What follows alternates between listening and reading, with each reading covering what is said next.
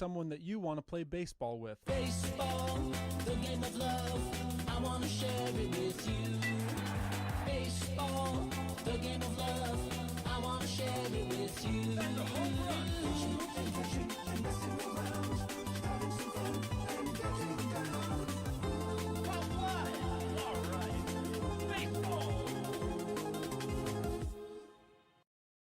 Hello and welcome back to Mayday. How's everybody doing today? Good to see you. Good all of you, seeing you everywhere. Are we live on YouTube? I have no idea. Are there anyone there from YouTube? Anybody at all? Any YouTubers? The February 10th edition. Welcome into the stream. I just need to know if someone is in the YouTube chat because I'm getting really scared that it's not working because there's nothing here. Just anyone say anything. That's all. I just want you to say. Say something in the chat. Say something in the chat, please. Say something in the chat, please. Thank you. Hi, we're here. Yeah, Chris, hello. Okay, good. We're here. Yes. You are a little more delayed. I forgot that YouTube usually has a slightly longer delay. So good to see you. Good to see everybody. How are we doing? How is your weekend? Let me know in the chats because there was a lot happening. Whole bunch happened this weekend. Actually, I mean, some stuff. Okay, let's just do it. The Super Bowl 56, 7. Which one was it? What was it? 6? 56. It was 56. Was it 56? Something around there. The Super Bowl happened, and the Eagles beat the Chiefs, keeping them from winning their third straight Super Bowl championship. Yes, this is a photo from their celebration after they won. Philadelphia might be the only fan base where you cannot tell if they won or lost based on their celebration. But I am very happy for the people of Philadelphia and the surrounding areas, southern Jersey as well, even though they won't. They keep it a little bit close to vest because your fandom has to be insane when you're there. I was drafted by the Philadelphia Phillies. I know the passion from sitting in the bullpen as a member of the New York Mets and other teams playing against the Philadelphia Phillies. So this surprises me about this much. But keep being you. Keep being you. That team is ridiculous. Saquon Barkley's ridiculous. Their defense is ridiculous. Their offensive line is ridiculous. It's so funny that this was even it makes a lot of sense now to me after the game that I'm like, they had the better team top to bottom everywhere except for quarterback. And Jalen Hurts is a good quarterback. Really good quarterback. I mean, I know Pat's the best, but that's really the only advantage the Chiefs had. So big fan of the outcome of that one. Congratulations, Birds fans. Please, let's keep the murder to a minimum. We will talk more about this game, and shout out to Cooper DeJean, too, for a happy birthday, brother. Cooper DeJean turned 19. No, he just looks like it. Got a pick 6 on his birthday. We're going to talk a little bit more about that later. But really, really fun. Really fun to watch for those of you that watched it, all of it. Because it got really old real quick. And I'll be honest, I was taking care of my son for the most part. And Kate didn't watch it all. I was watching on my phone a lot because we had to stay home because he's got his first cold. Yes. Yeah, so I slept not great Saturday night, but I did sleep better last night because he seems to be getting better. Maybe he bounces back just as fast as his dad does. But congratulations. Congratulations to all of you who are fans or who are just rooting against the Chiefs because, you know, we like to see something different sometimes.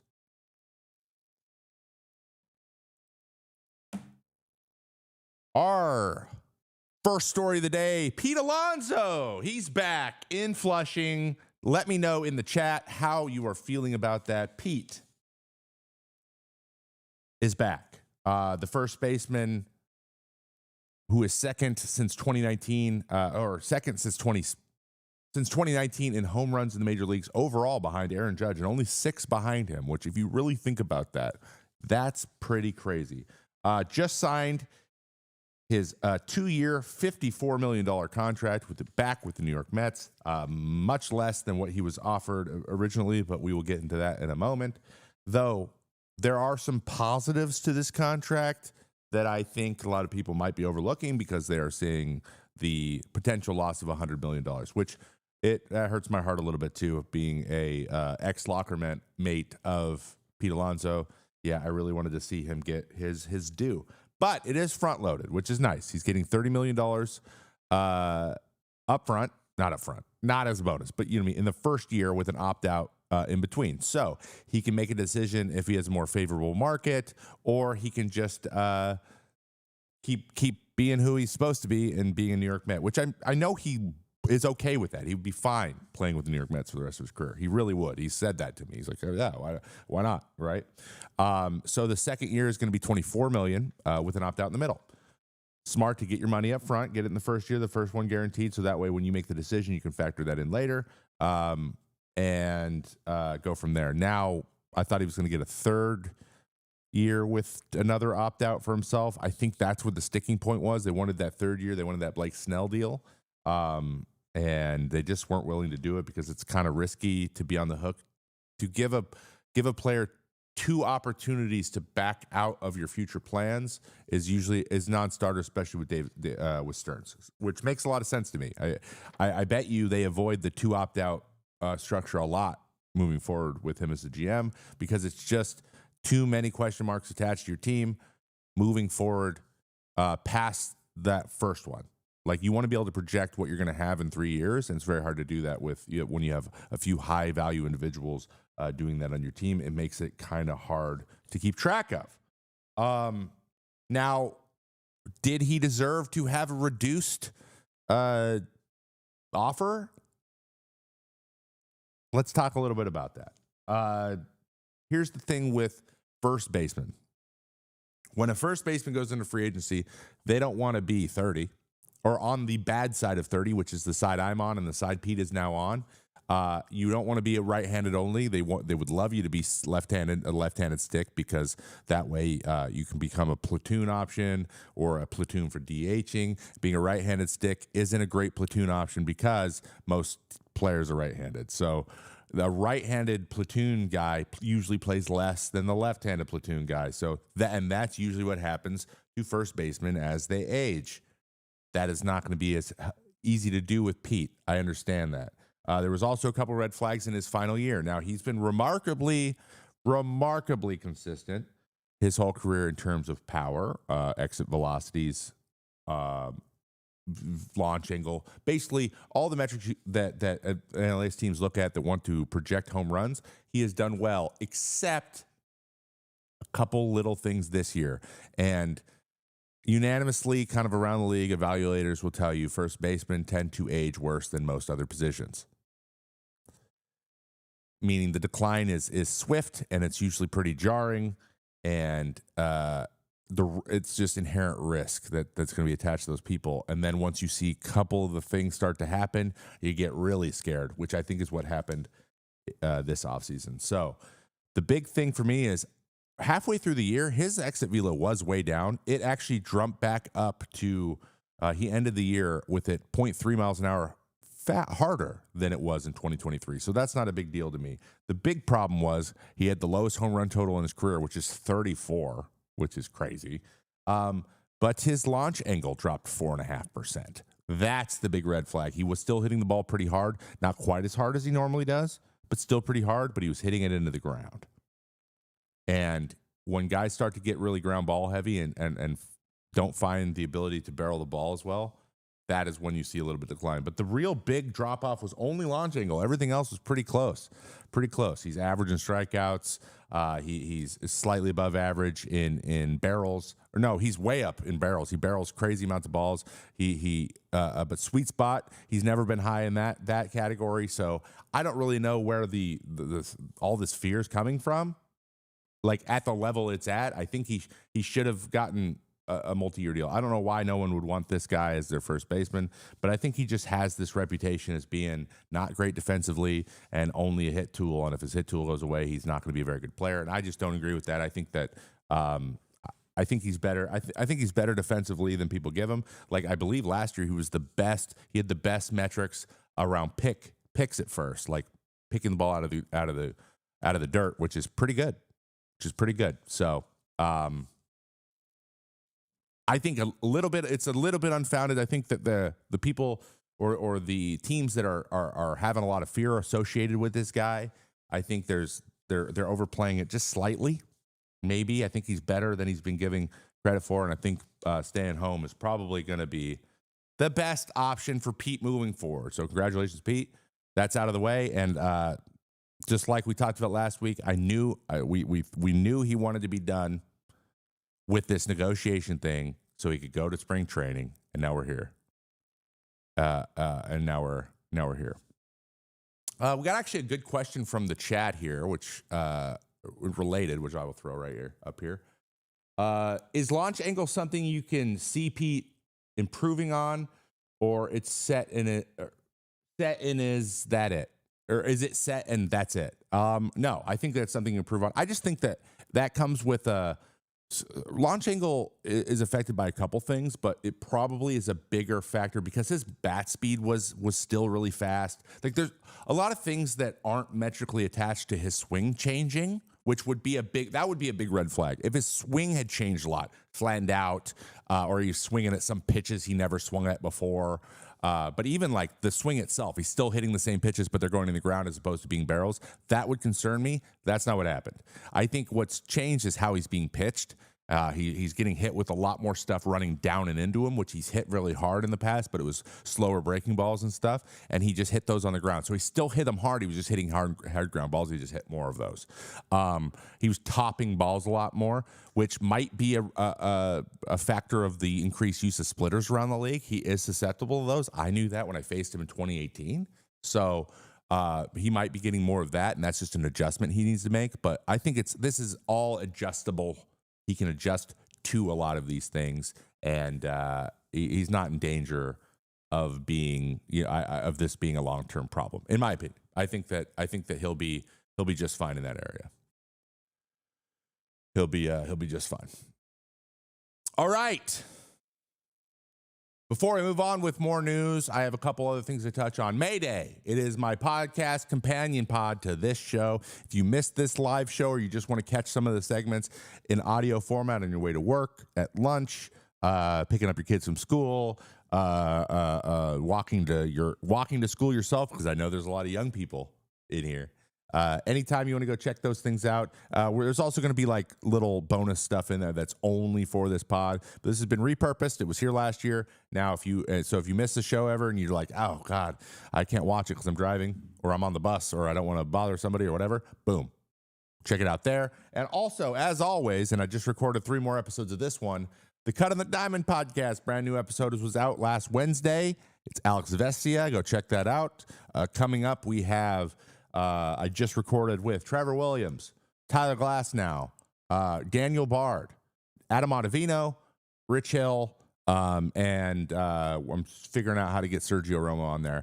I know it's been weekly up to this point. My promise is to at least have a long-form episode like this available for you every 2 weeks, but there will be something adjacent to Cut on the Diamond. We sit down, we talk about we tell stories. We talk about the journey through the big leagues, their little league experience, who they played against, what it was like getting drafted, what went into those decisions, and all the other cool stuff that goes along with it. So check that out. Give it like and subscribe and all that crap. You can listen to it on YouTube, anywhere else you listen to podcasts. It's literally on like 18 different platforms.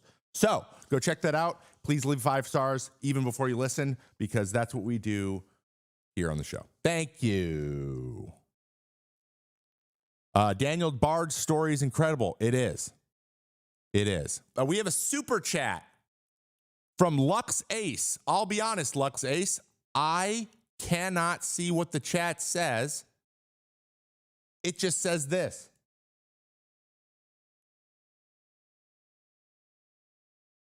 Never mind. It does say it. What? That's crazy. Chuck Nasty. Okay.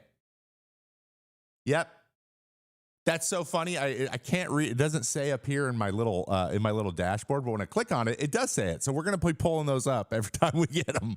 Thank you so much for your $5, Lux. Appreciate that. Also, 51-month sub from my friend Mets fan and White Beauty resubscribed with tier 1 sub 5 minutes ago for 31 months. Also, I appreciate that. That is awesome. Oh, it says in the chat too. Okay. All right. I'm getting it now. I'm getting it. Chuck Nasty. Let's get it. Nice. Thank you so much for that. I really appreciate it. We have another question from the chat, guys. This was given in Discord from our friend What Up Bob, Rob. What Up Rob in Discord. The Kelseys were asking on their episode 26 show, what does the losing team of a Super Bowl do after the game? Jason said both teams, regardless of outcome, set up and have a party. So both teams after the Super Bowl have a party. One of them is probably more exciting than the other one. To be honest, I've never thought about what the losing team of the World Series does. I always assumed because I was being eliminated from the playoffs earlier than most people, that you just like, just put your crap in your bag and leave.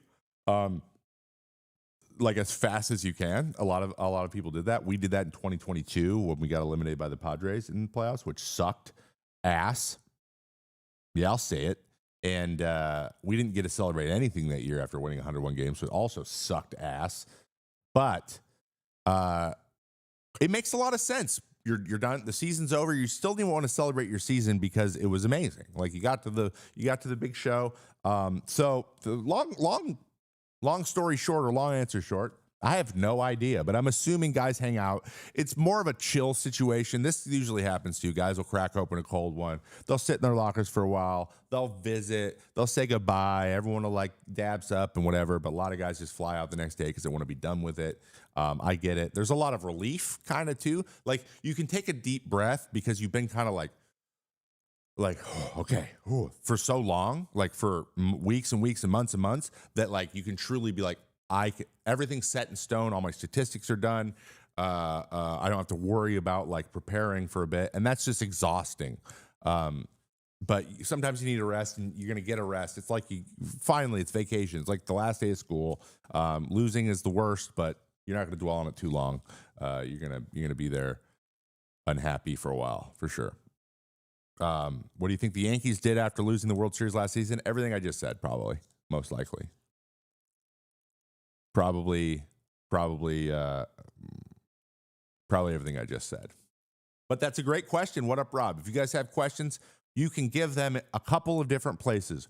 One, I haven't been very consistent with it, but I'm going to be consistent in the future. You can go into my Instagram, TrevMay65 on Instagram. Join my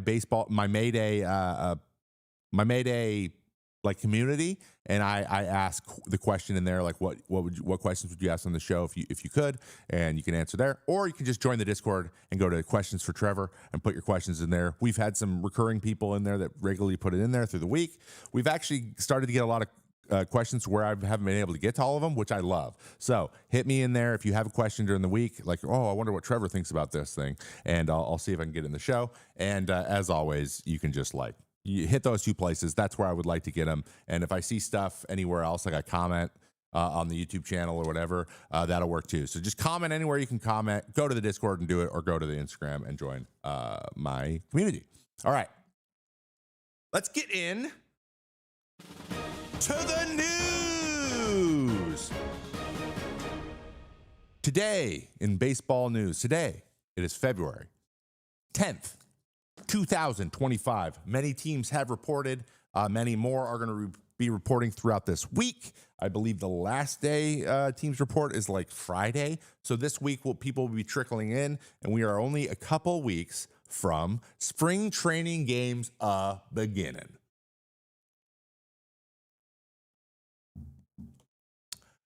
Oh my gosh. Okay. My chat will not stay down. Okay, now I got to roll. Yeah, there we go. Cody Lath, oof. I'm going to keep that one for a minute. I will answer your question in a second. That's a really good one though, bro. That's a really good question. I like it. Are you playing wiffle ball? I think so. I'm getting old. I got to get in shape. Though I have begun working out again, and my body does kind of get in shape pretty quickly. I just want my face to look less fat. You know what I mean? Know what I mean, Fab?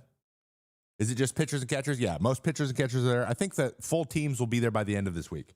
All right, so in our first news story, surprise, Enrique Hernandez, Kike, is a Dodger for the fourth time. He's been traded for twice, and he signed as a free agent twice. After starting with them, he is there again.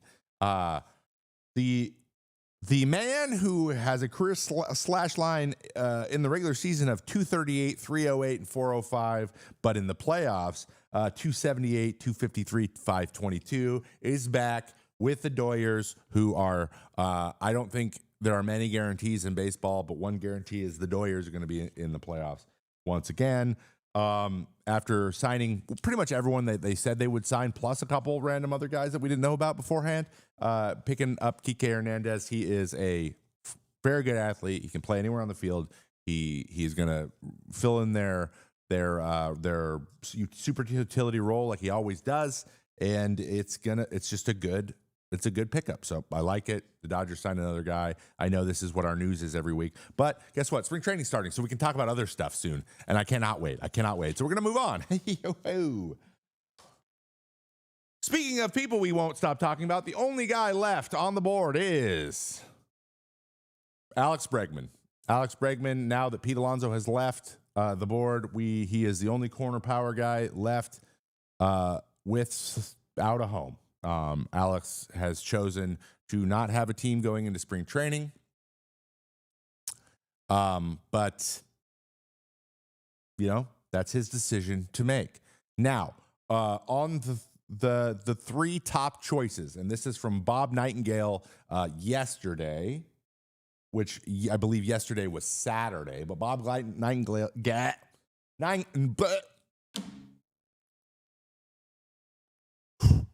Bob Nightingale said the top three teams left in on Bregman are the Cubs, the Tigers, and then the Astros.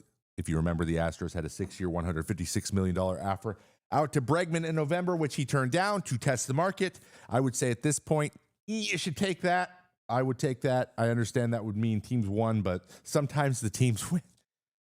The Tigers, the Red Sox have also made an offer, but they're all about 4 years or 3 years. There's a couple 3-year deals out there, the Cubs including the 3-year deal. So I think it's just going to come down to balancing what team you want to be on, how many years you want, because I bet you the AAVs are all pretty close.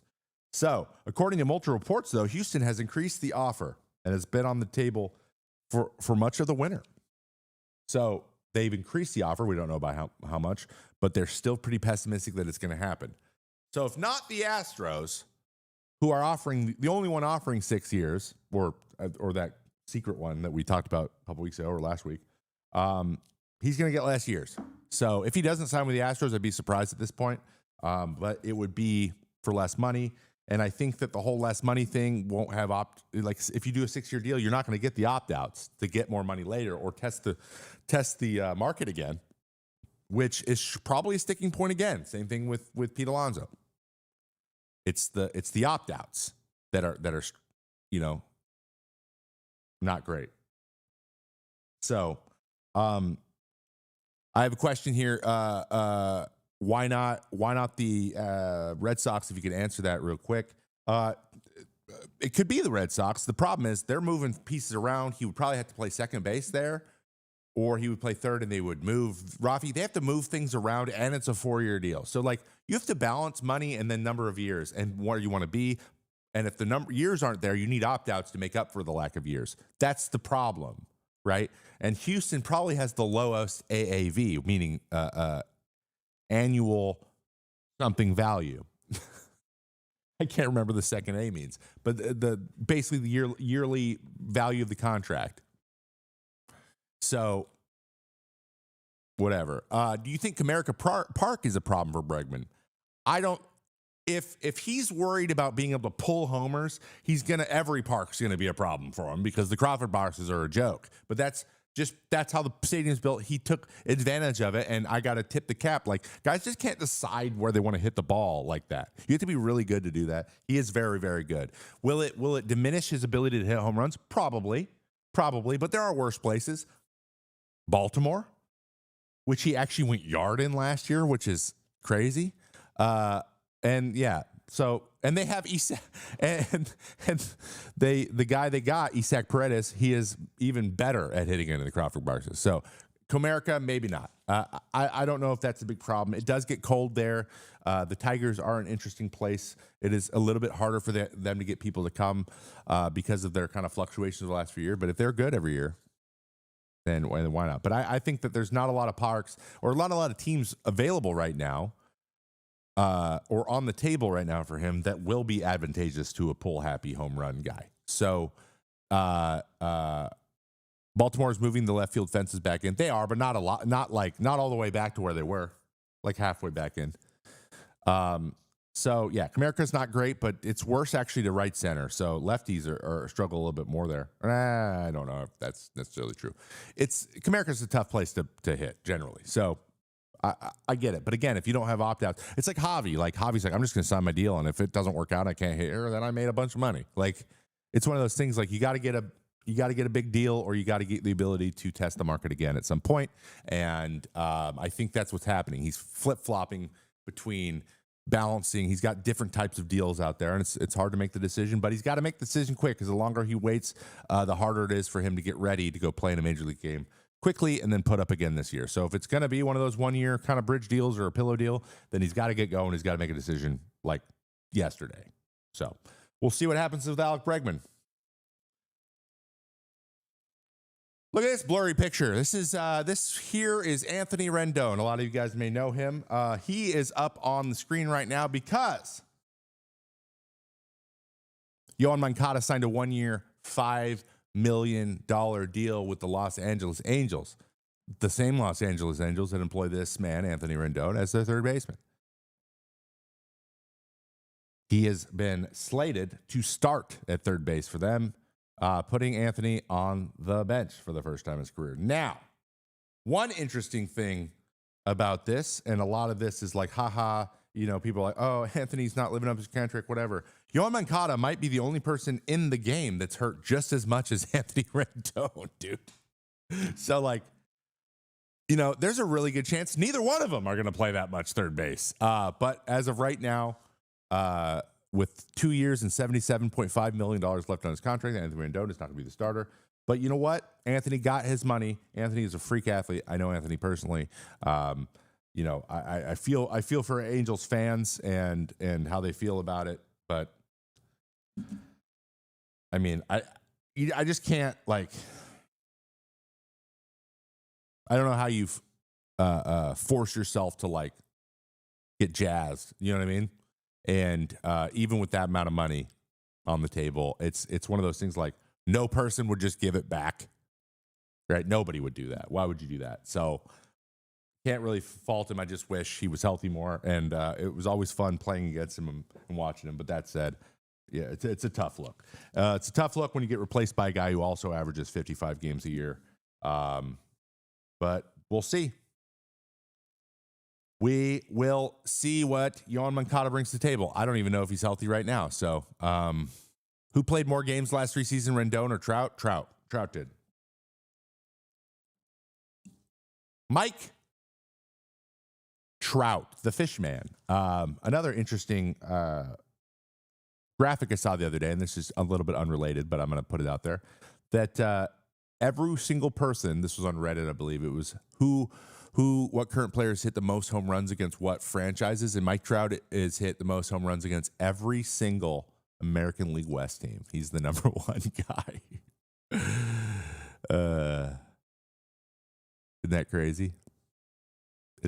From Branch Terminal, he says, isn't Neto starting on the IL? Can they squeeze them both into the infield somehow? Neither one of those guys are playing shortstop.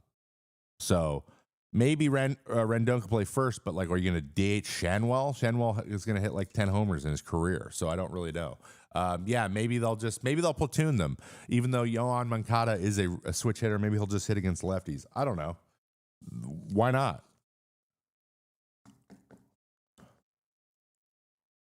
Why not? Rengifo at shortstop. That is a tough infield, man. Maybe Moncada at third, yeah, or second, yeah. He did play second, so maybe. Maybe that's a good one. Maybe that's a good one. All right, our final little piece of news here on arguably one of the slowest news days in baseball every single year. MLB owners have elevated A's owner John Fisher to their executive committee, Rob Manfred said. Give me something.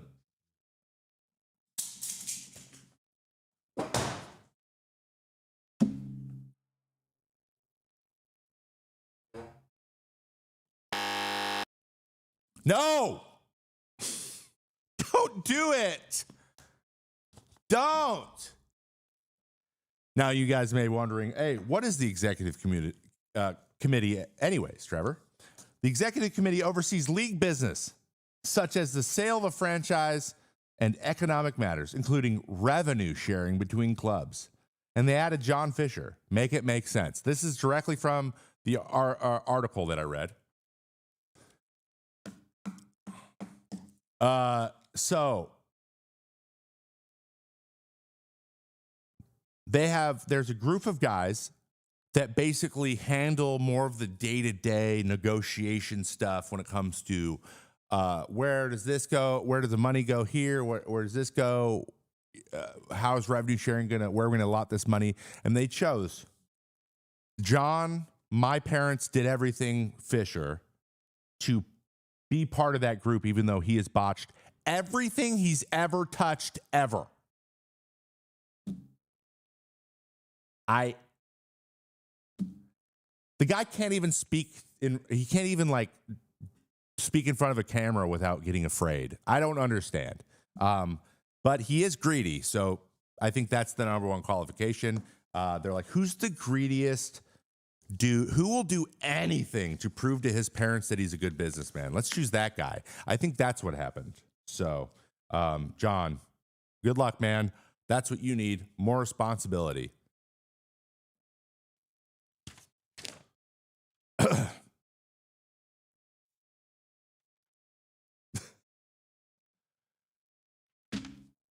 Ugh. You know what I mean?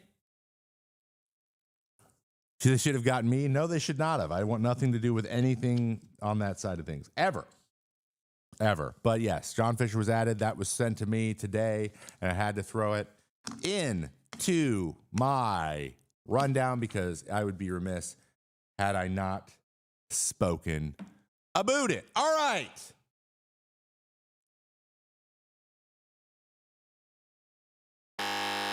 That's wrong. It is time for our main story of the day. The top 15 players are returning from injury. I didn't know what else to call this segment, but I saw some great articles breaking down a bunch of guys that have missed a lot of time. Pretty much everyone in my list missed a significant amount of time or the entire 2024 season and will be returning some point fairly early in the 2025 season. Everyone who is posting people's names in the chat, yeah, they're probably in it. The only guy that's not in this because he did play as a DH was Shohei Ohtani. So Shohei Ohtani's not in this list. He's in every list. I was tired of talking about him. We get it. He's going to be an amazing pitcher when he comes back. It doesn't count because they've had his body on the field in the recent past. Also, we have three categories.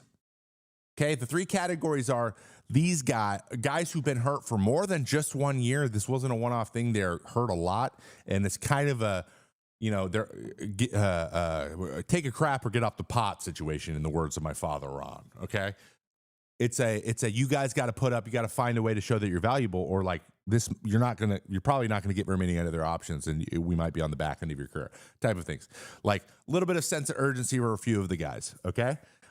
Then we have a couple of honorable mentions that just missed the top 15. It was a top 10. There was a lot though. So I was like, you know what? Let's go top 15. And then we have our top 15.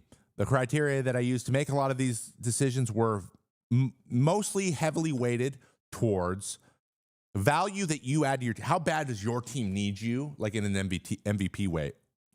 So this isn't who are the best players in order? Like that's easy to do. I wanted to factor more in how much better is your team going to be when you get there? Like how big of a difference between this could be like sub 500 to a winning team type of situation, sub 500 to making the playoffs type of situation. That is how I determined a lot of these things. So that's what you need to keep in mind as we run through our list. So the first things first, these players, they must perform. We have the must perform. The fan bases are begging you to perform. And Anthony Rendon's also not in this list anymore because I think we're beyond him including him in this list. He's been kind of pushed out to the side for me. It's like he's not in the list for the same reason I'm not in the list. Does that make sense? Okay. Because I'm not a player. All right. These players must perform. We have. Yeah. Dusty May. Dustin May is hurt a lot. He is hurt a whole lot. He has not thrown near as many innings as you can imagine. He was coming back off of his, I believe, Tommy John surgery, then had a torn esophagus. I have no idea how. I still don't know. I'm sure if I Googled it, I could find out, but I don't know how that happened. But Dustin May, we've heard a lot about him. It's been about 4 years at this point. It's time for him to come back and throw meaningful innings for the Dodgers. It'll be interesting to see if he gets any starts or if he's a piggyback situation, but they have the opportunity. Someone in chat, Cool Dude, said, oh my God, I forgot about him. Geez. Exactly. Next, Chris Bryant. Colorado Rockies, Chris Bryant. Now, I know a lot of people go to Colorado to die. Cal Kendrick disappeared when he went there. Wade Davis's career went when he went there. Brian Shaw, McGee, like a lot of Jake McGee. Like it's a tough place to play, and I totally understand it. But Chris Bryant, it's been a couple years now. We got to see some. First of all, got to stay on the field, and second of all, you got to put up a little bit. I'm not asking for a 30-100 season here. I'm asking for 20, 22 homers, playing 130 games, and give the people what they want. All right. Next up, Lucas Giolito again. He had his almost Cy Young campaign. I believe it was in 19. And hasn't put up the same type of numbers there. He's been fine. He's been okay. But the Red Sox went and got him, got Tommy John. They're going to need this guy to be successful this year, or, it'll be interesting to see where Lucas Giolito goes after the Red Sox if this doesn't work out. So they're gonna need him to do well. And also the Red Sox have a lot of guys on a lot of these lists because there's a lot of question marks on whether or not guys are healthy. He got a brace hybrid. I just say we're just going to say he had elbow surgery. They're all Tommy John, even though they're not. I understand braces are a little bit different, but the rehabs are very similar. A lot of them are shorter though, so I would anticipate him being back sooner than later. All right. Trevor Story, another Boston Red Sox, has not panned out. We need him to stay healthy and play shortstop because we're already struggling to figure out where everyone else is going to go. We need you to play shortstop. We need to be healthy. Again, this gives, be hesitant about Rockies players vibes to me. But at the end of the day, it's just staying on the field. He's been struggling it, but if these guys were get any sort of form back, they're going to be good. So it's just question marks. I'm hopeful that they all play well because if they all play well, that's a good Red Sox team. And that's a really interesting division, even more interesting than it was last year, which was crazy. All right. Lance McCullers. Where the fuck has Lance McCullers been? Hurt. Now, I've had my own share of injuries. So injuries happen, but at some point, being on the field is more valuable than being off the field, no matter how bad being on the field was. So another guy who needs to perform this year and needs to give meaningful innings, Lance McCullers. He can help that staff quite a bit. who is now does not have no JV. They're going to be leaning on freaking Framber and Hunter a lot. So getting another veteran guy to go throw 75 curveballs in a row is important for them moving forward. And the last one on this list is El Gacho himself. El Gato, not Gacho. Gato himself. Tony Gonsolin, another guy who's thrown like 200 innings in his 8-year career. Or whatever. I actually don't know how long it is. I'm embellishing here, but again, just not a lot of innings. He's hurt a lot. Him and Dustin May are honestly, I would say a big positive for those two guys. If they combine into one starting pitcher in innings this year, if they throw 160 combined innings, I would take that as a W. But Catman, he's got to put up, and he is a little bit on. They're a little bit on the hot seat. All right. Our next category. Here's the honorable mentions before we get in our top 15 players returning from injury. It's a couple of relievers that have either missed some time or underperformed a little bit and missed some time, gone through a lot of stuff, but they have a track record of being gamers. So these two dudes are just intense as hell too. So I just think that they are likely to come back strong as opposed to going the Ken Giles route, right?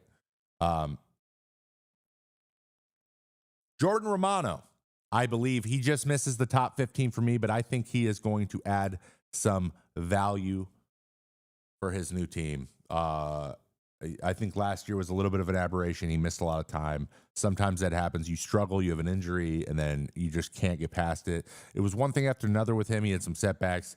But if he is, 96, 97 with that slider, he's got the chops to end the game if you need him to. And I think that he is going to be a solid pickup. Another honorable mention, Liam Hendricks. Liam Hendricks, who has had elbow surgery back-to-back with a cancer diagnosis in which he, thank God, beat. Little round of applause. We haven't done this on the show at all, but congratulations to Liam, a person I know personally. I played with him with the Twins for a bit, played in AAA with him. He's a very, very good person, and he's a very, very hard worker, and it doesn't surprise me one bit that he beat cancer as quickly as he did. But what happens is your tendons and stuff get weaker, and then you get surgery, like you hurt yourself. And he's just a guy who can't really take his foot off the gas. It's just really hard for him to do. But I am confident that towards the end of last year, he was feeling much better. He's had a full off season to heal up. I would anticipate him being a valuable arm in the back end for the Boston Red Sox. Those are my honorable mentions for best injured players. But let's get into ye old list. All right. Whoa, that's the wrong button. Sorry. And here are the top 15 players returning from the injured list in 2025 as I see it. Number 15 on my list. Oh, my voice today. Whoa. Number 15 on my list. Jung-Ho Lee missed most of 2024 with a shoulder injury, I believe, shoulder surgery. He was one of their touted free agency signs out of South Korea last year. Great bat to ball skills, runs like a deer, plays center field, like really, really athletic. They were missing the speed and they were missing the on base percentage last year. They really, really were. I mean, Lawant Wade is really good at getting on, not as fast as this man. So I think that he's kind of gone under the radar a little bit. I think he's going to be big for the Giants in 2025, health permitting. But having him for full years would be big, and he is projected to be ready for opening day, more or less. By the way, a lot of these things might be a little bit like when we're expect them to come back can be a little bit up in the air. A lot of this was best guesses from the resources I was looking at, so just please take that into consideration, and don't yell at me. I didn't do it, or yell at me. Just make sure you do it in the comments. Okay, thank you. And also, if you're watching on YouTube, thumbs up this thing. Appreciate it. Number 14 on my list, Josh Young. I always call him Josh Young. Josh Young. The old one batting glove. Mr. One Batting Glove himself needs to come back. And the Texas Rangers need him back in their lineup. He had a great rookie year. Last year was mired by injuries. There's another guy on this list from that same team, so you can guess who that is. But that combined with some injuries out of Corey Seager and not really putting up the way he did before, and Simeon having more of an average year, the Texas Rangers are due for being on the up and up, and he is going to be a big reason that they come back. Josh Young with his one batting glove, which is in my ins and outs, and I'm a big fan of it. I hope he gets everything he deserves, and so do the Rangers fans.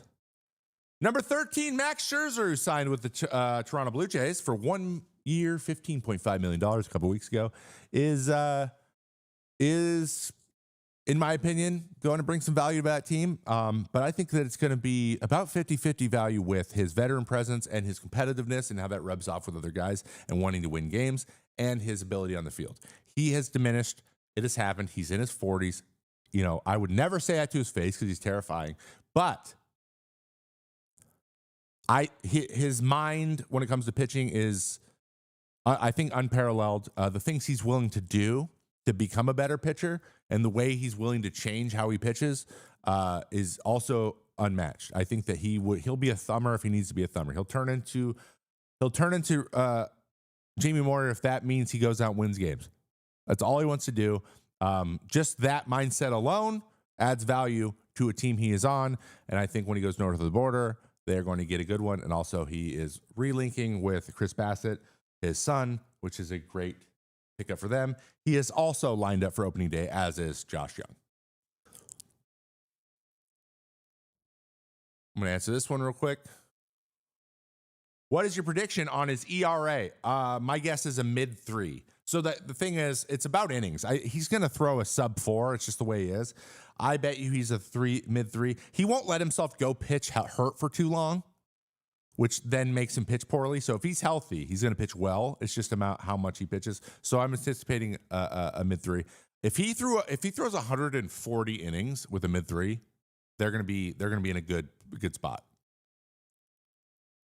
Yes, Branch, who said mid-3. Oh, I'll put you up too. Mid-3 at 130 innings pitch is a steal at $15.5 million. For him, yes, I agree with that. So he's my number 13 on my list. Ready for opening day. Number 12, Shane Justin Bieber, back with the Cleveland Guardians. This guy, no matter what, he can be throwing 89 and his slider is not hittable. He is disgusting and it never stops. And it throws me. It's disgusting. He is dominated against teams I've been on way too much. I'm just not going to put that past him, even if he's throwing, the 90 to 93, which is usually his normal. And he is expected to be back in May. It's the Cleveland Guardians, guys. Like, it's just the Cleveland Guardians. Oh, you pitch for the Cleveland Guardians? Okay, so you're going to pitch good. It's that simple. But, he's got a Cy Young, so let's be excited about that guy. Number 11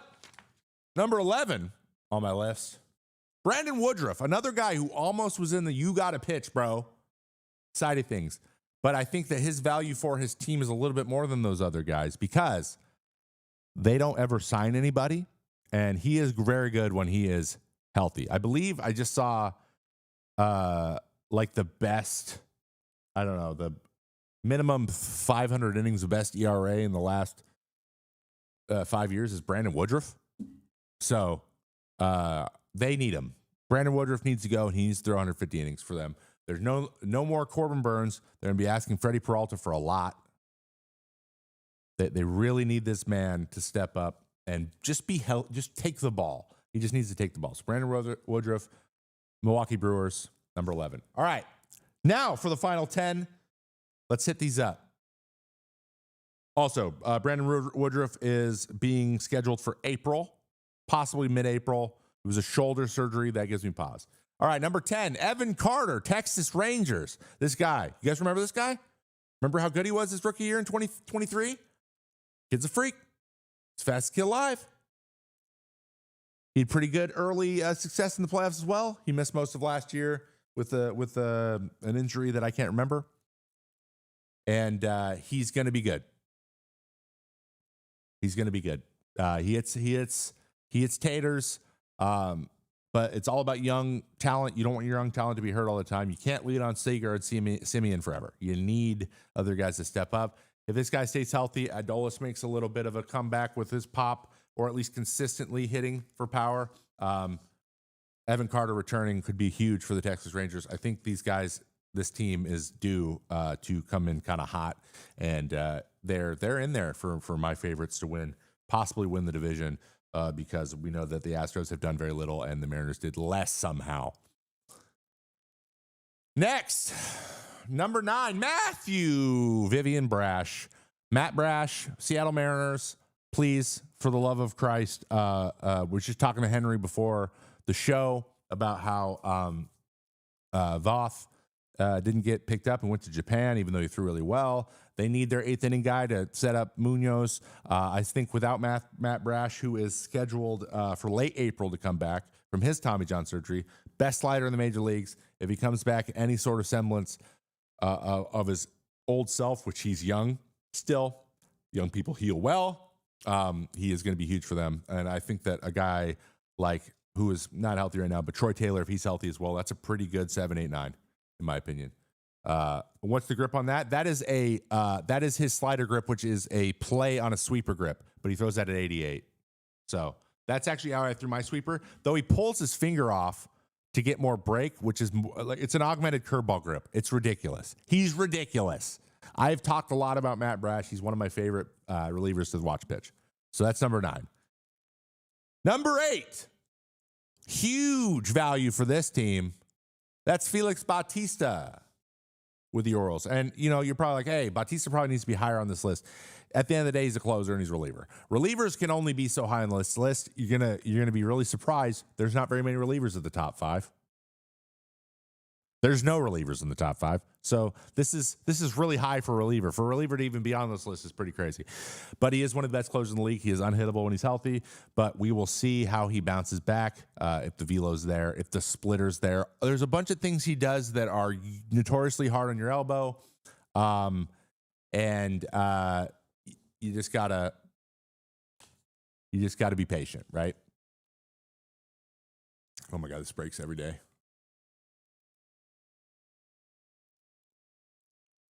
But he's a freak. He's a freak, and he throws a billion, and he's got a splitter from hell. So expect him to be a big deal when he does eventually join the team, which they are projecting opening day to be his when he's healthy and ready to go. That's a pretty quick turnaround, frankly.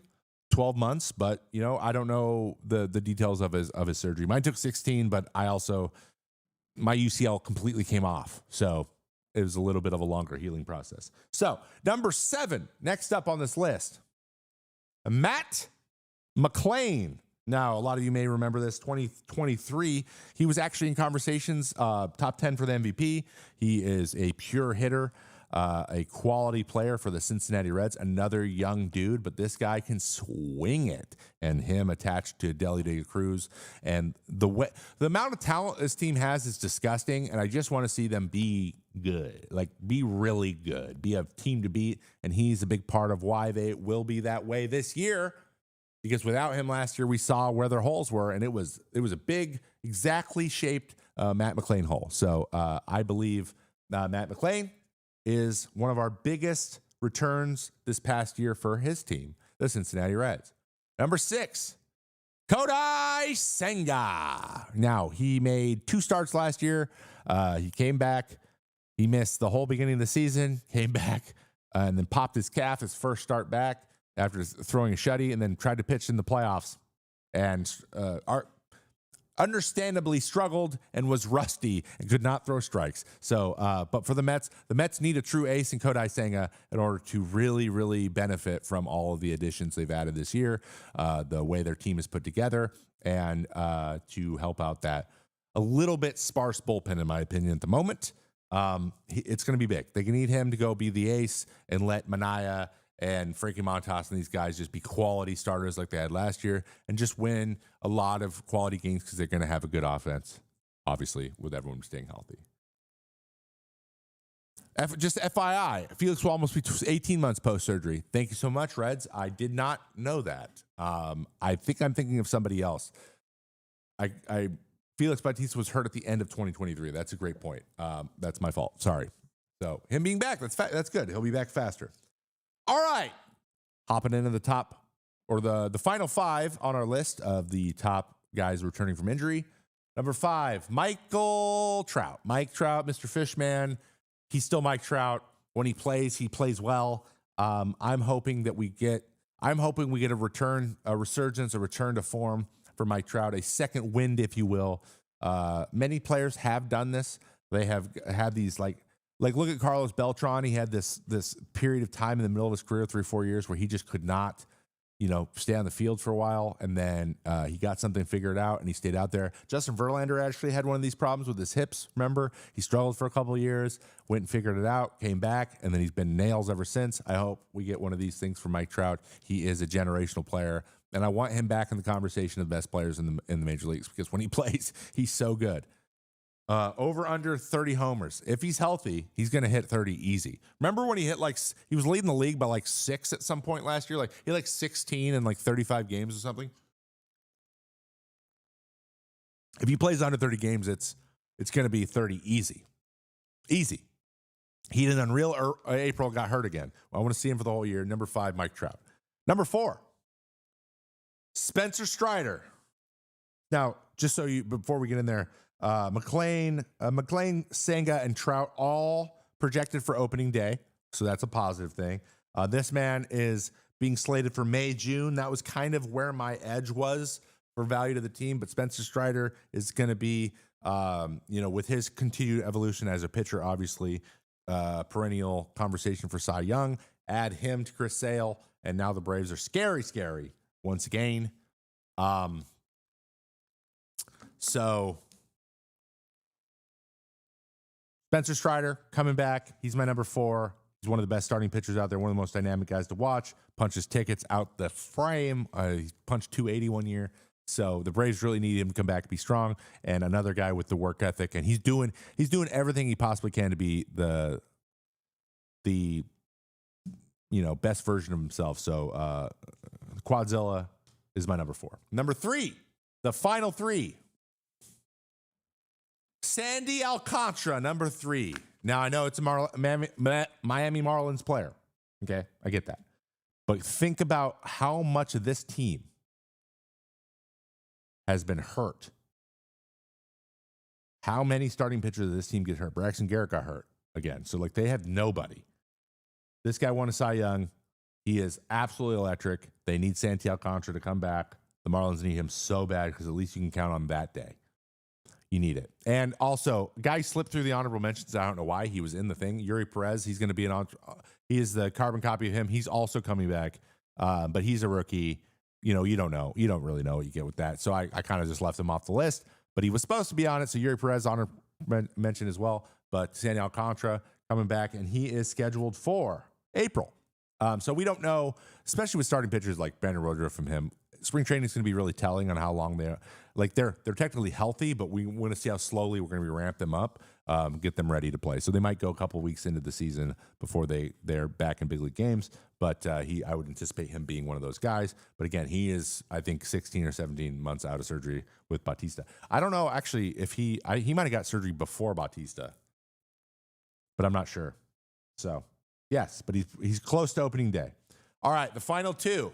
And now I want to see in chat, who do you guys think is number 2 on this list?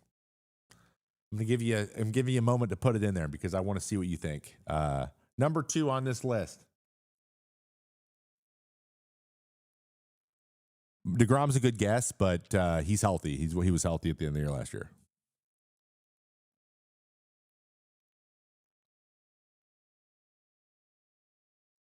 Who do you think is number 2?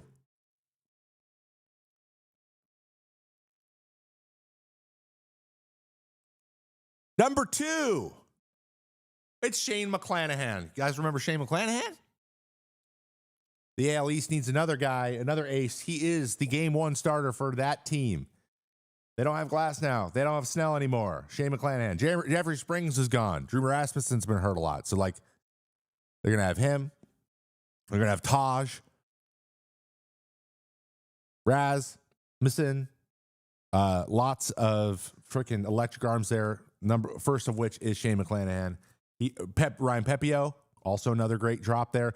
Good pitching, but great pitching when they have this man in the rotation. So I'm excited to see Shane McClanahan get back out there, get some W's, and watch him throw 98. Pass dudes, left-handed. In beautiful Steinbrenner Stadium, which is actually better for pitchers than Tropicana was, in my opinion, though it is sweaty. So that takes us to our number one overall. On the list, number one overall player returning is Ronald Acuna Jr. Expected, they're shooting for early May. My guess would be mid-May. But Shane McClanahan's going to be back opening day. This man is going to be back in May. They get him, Strider back, add them back to the crew. We get a healthy Austin Riley. The Braves are scary again. The Braves are scary. Would not be surprised if they're like, hey, by the way, guys, we're here again. The Braves, Mets, and Phillies are going to be good, and it's going to be a lot of fun. I am really, really excited. Is it better than Trop when it's Yankee Stadium dimensions? Well, the Trop's not great dimensions either. The ball flew in the Trop more than it flew outside in Florida. The Florida State League generally is a pitcher's league because it's so hot and so humid. So the humidity kills the ball. But again, I've given up a bunch of homers there. I gave up a home run. I gave a homer to Abraham Almonte there once. Yeah, crazy. How about that name drop for you, Yankees fans? So, Ronald Acuna Jr. back in May. Electric. We love watching him play. It's going to be interesting to see how he rests, if he DHs at all. I know they have Osuna still, so can't really do that much. But they're probably going to keep him off his feet a little bit more because you don't mess around with knees. But those are my top 15 players returning from injury in 2025. Let me know down in the comments or over there in the chat or wherever you are watching this video what you think of my list and who you would have added, how you would move it around. I want to know what your lists are because guess what? Your opinion is important to me. It is. I'm not lying. Stop. No, I'm not lying. Why would I be lying about that? I'm serious. No, I'm serious. So let me know. What do you guys think? Also, like and subscribe to the video, and so you never miss a video in the future. Okay. Have a wonderful day. That was just for the end of the YouTube video. So thank you so much, guys, for putting up with that seg. That takes us to our midpoint of our show here. It is 2:02 here in the beautiful Northwest. I'm going to take a quick break. I am going to go to the restroom. But what I want you to do on our break is tell me a player that I may have left off of that list, or maybe a player that I missed for honorable mention, or maybe another player that was hurt that I don't know about. And I will be right back from the restroom in 2 minutes. Please be kind to each other and, tell your neighbor, tell the person next to you they look nice if you can't think of anybody that you would add to that list. All right. Okay. I'll be right back. See you.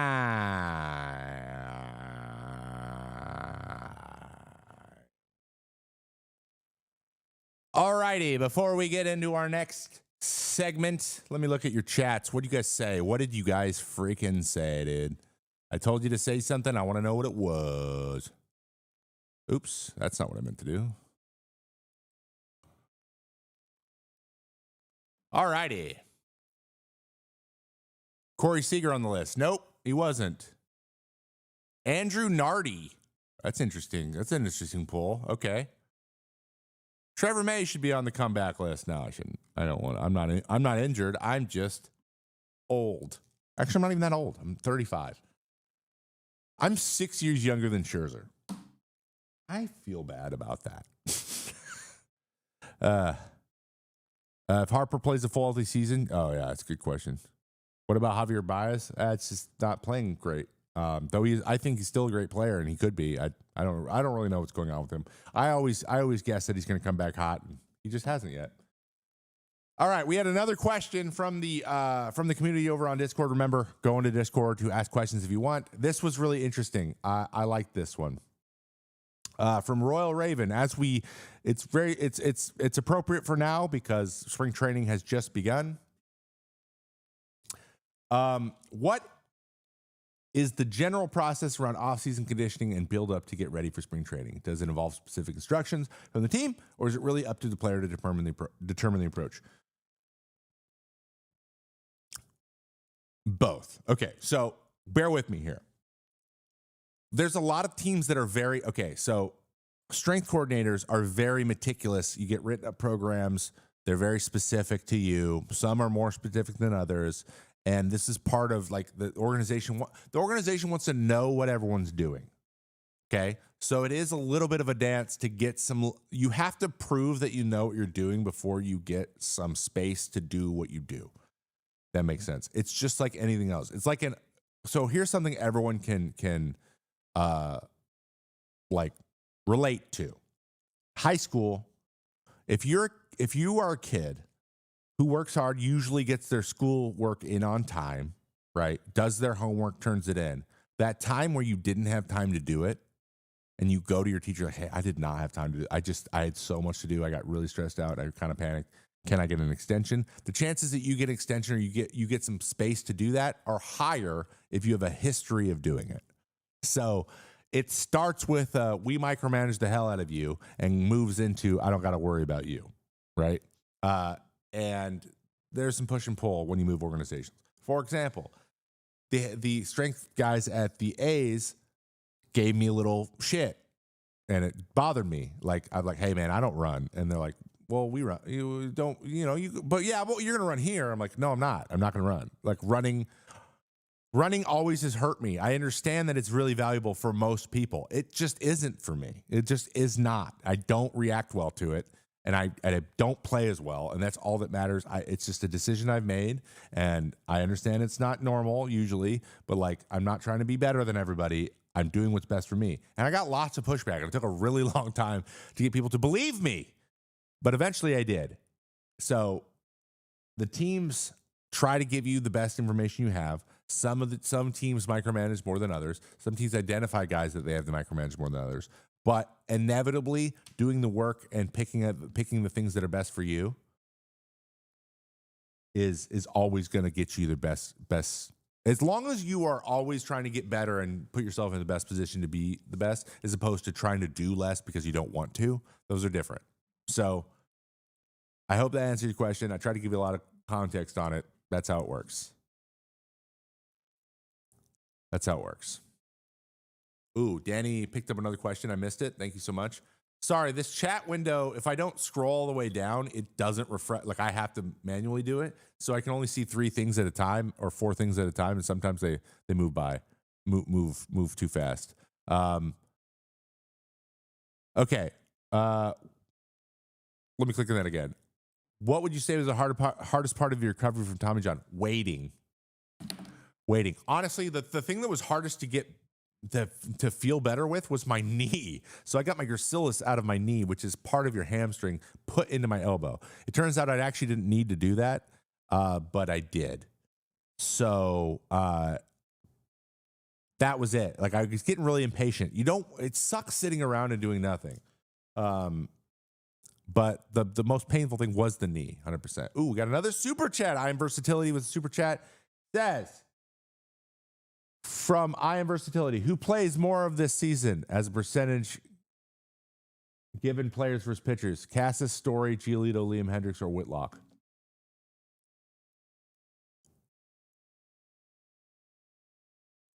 Ooh. I'm going to go Cassis.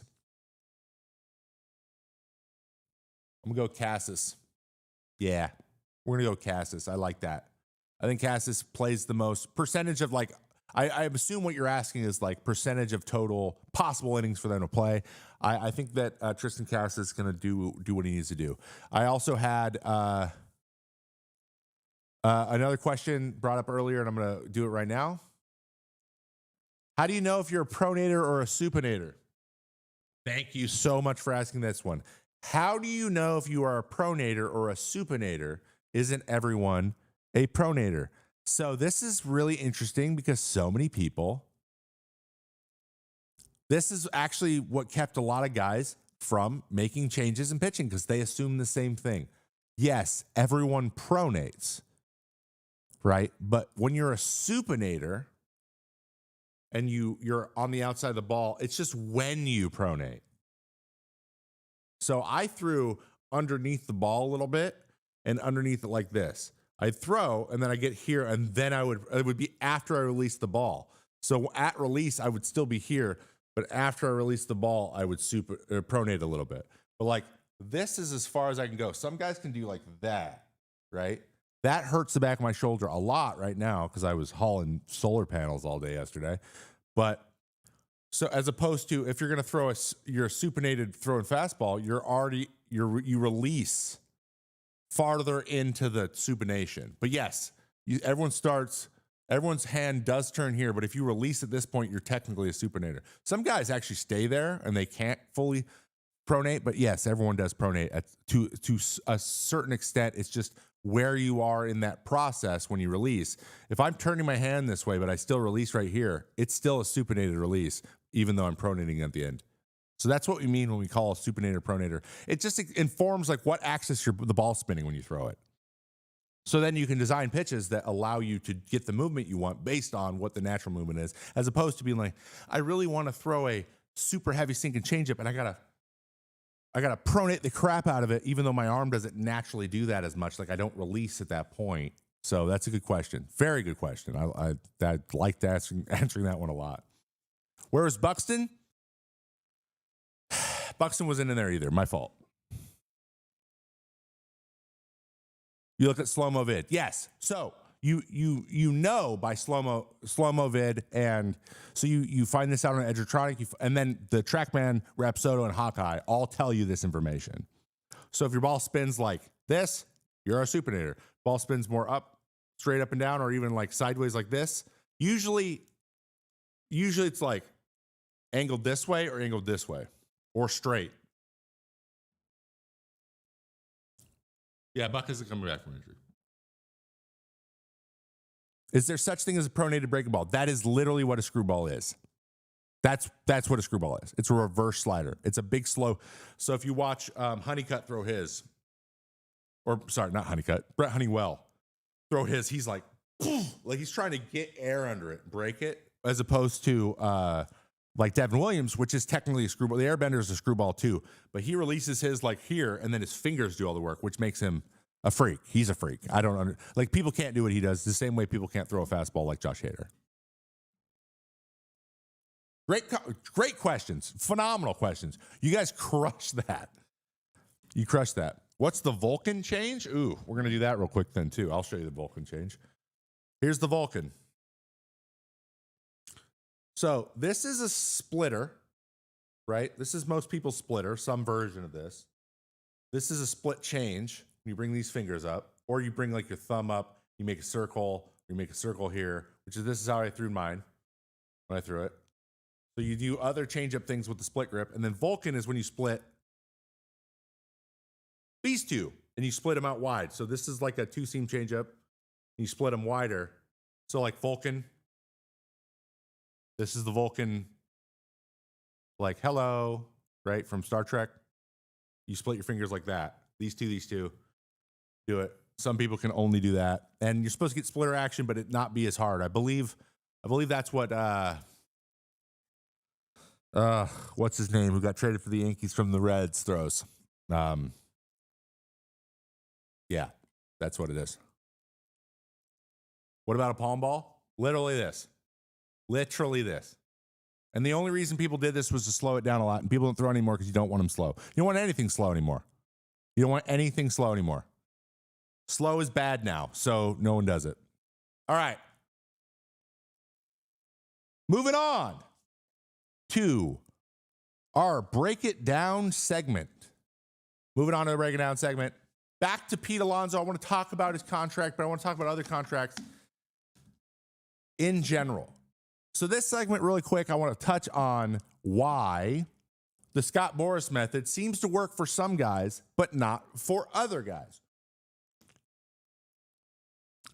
Let's take some examples. Last year it was two starting pitchers, Blake Snell, did not benefit from having Scott Boras, and Jordan Montgomery got screwed big time, right? This year, it seems like it's Pete Alonso and it's Alex Bregman.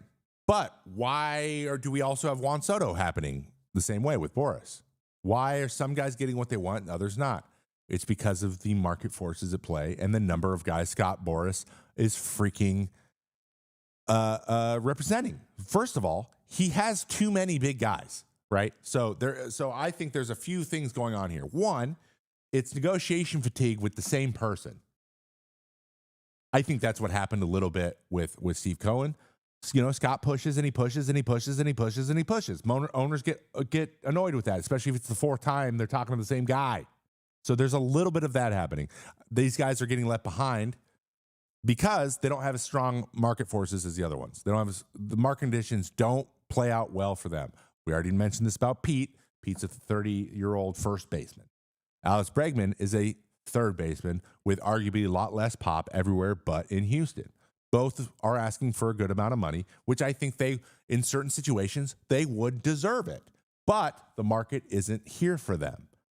Then you add the negotiation fatigue with Scott Boras, and you end up with these situations. Alex Bregman's got no deal right now, and Pete had to sign a much less advantageous deal for him than for his team than he was expecting. That's, in a nutshell, I believe what is happening. He's representing so many guys that it's inevitable that a couple of them are kind of left behind because of anyone with red flags. If they're not a big deal with no red flags, I mean, arguably you could say Soto is one of those guys, even though I believe he does have some red flags. I don't think he's a 5-tool player. It's just that I think that's what goes into these types of things happening. That said, I believe he is where he would like to be. It could be worse for Pete. He could be really unhappy with a 1-year deal somewhere he doesn't really feel comfortable being. At least he's got this deal at a place where he feels comfortable. He knows where he's going to live, and all of the other stuff is normal. It's Port St. Lucie. It's business like as usual for him. So I think that's great, and that's why. But I believe that's why these things keep happening, and why he seems to get so much movement for one player and not as much for other ones is because he tries to employ these really hardball tactics, these really push tactics. And when guys have there's some concerns about that guy, it just shuts teams down. And I think that's why we're seeing no interest. And then what happens when teams get shut down? Who's gonna jump off the deep end for that? Nobody is. People get involved when they see other teams being involved. That's kind of how this works. And when no one's involved, then a market needs to form. So some guys it forms for, other guys it doesn't at all until there's no one left.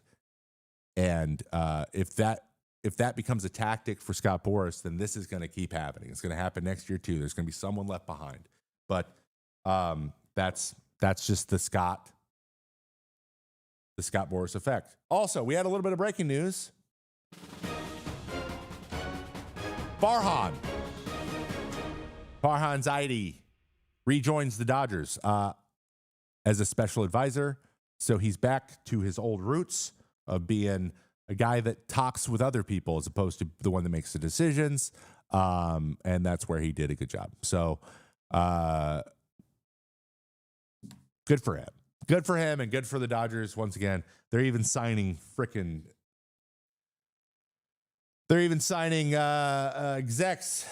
execs at this time. Okay.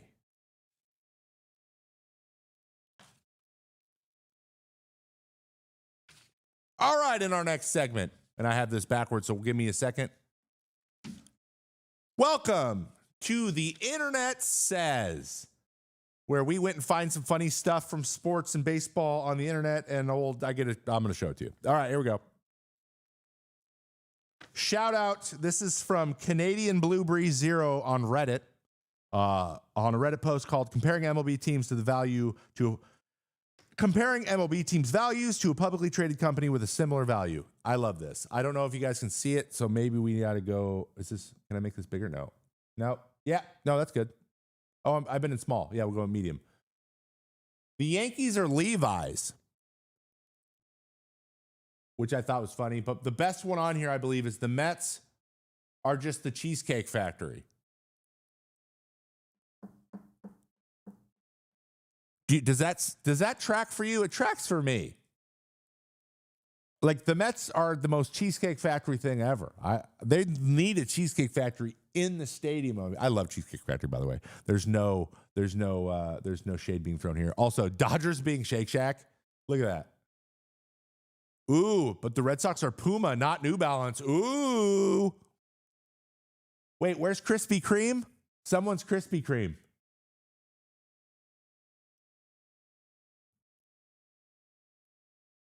By the way, the fact that HelloFresh is worth $1.75 billion is incredible to me. Right middle? Oh, yeah. Colorado, Detroit. Krispy Kreme. Which one's your favorite from this group? Which team is your... which company is your team, dude? Kohl's? Kohl's is the Twins and the Diamondbacks. The Marlins, Dave and Buster's? Uh-huh. Uh-huh. Definitely a big Dave and Buster's team. Vizio. I thought, I didn't even know Vizio was still a company. I don't know what the hell this is, but it seems important. Haynes for the Angels. I don't know. A lot of these are paralleled really well. Isn't that crazy? Hold on. Spore, you're getting that comment on the screen. I kind of wish Rendon was still a Nat since there is a lazy boy. LOL. That's dark. But nice. That's pretty funny. Nice one, dude. Yeah. Nice. All right, guys, we're going to get into some nerd stuff here in a moment. But also from the internet, another fun thing I found. Stephen A. Smith for president? Before I comment, I want you to comment. What do you guys think of that?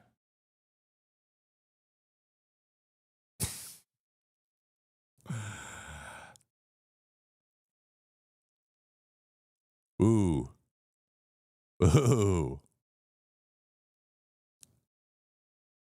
Not loving Steve not loving Stephen A for president.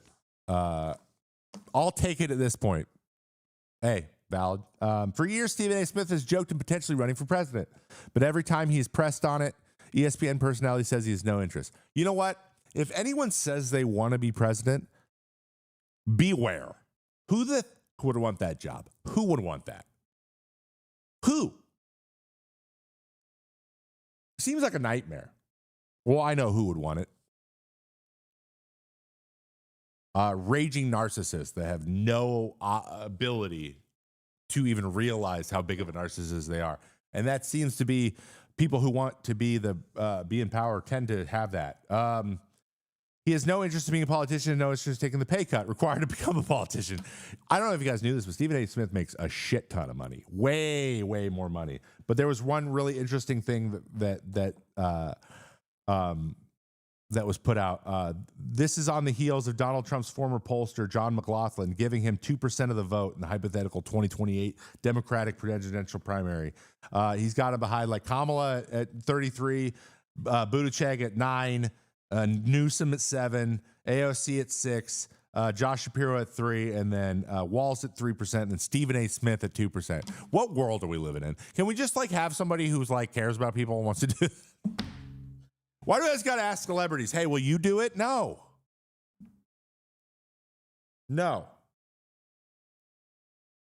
I've worked very hard. I've established myself as a pretty significant figure in the world of sports, and I'm glad about that. But I never in my wildest dreams did I believe that I would translate to me being polled as a presidential candidate for the United States of America. This is a shock. Okay. Classic Stephen A. Don't worry, guys. Stephen A. Smith's not going to run for president. We're fine. You're going to be okay. It's going to be fine. Kyle Gibson for president? I don't think he wants it either because he is a smart person. When do we point and laugh at Aaron Rodgers trying to run? I'm okay with you pointing and laughing at Aaron Rodgers, just generally. You know what? No. Well, let me backpedal. He is one of the greatest quarterbacks ever. But he has bad opinions sometimes. So people think stupid stuff sometimes. Sometimes people are wrong, guys. It's okay. He's going on a journey. I will give him some credit. He is on purpose, looking within and doing things that he thinks helps him. I can't fault people for doing that. Problem is when you start hawking a bunch of baloney, bullcrap to impressionable people, that's what pisses me off.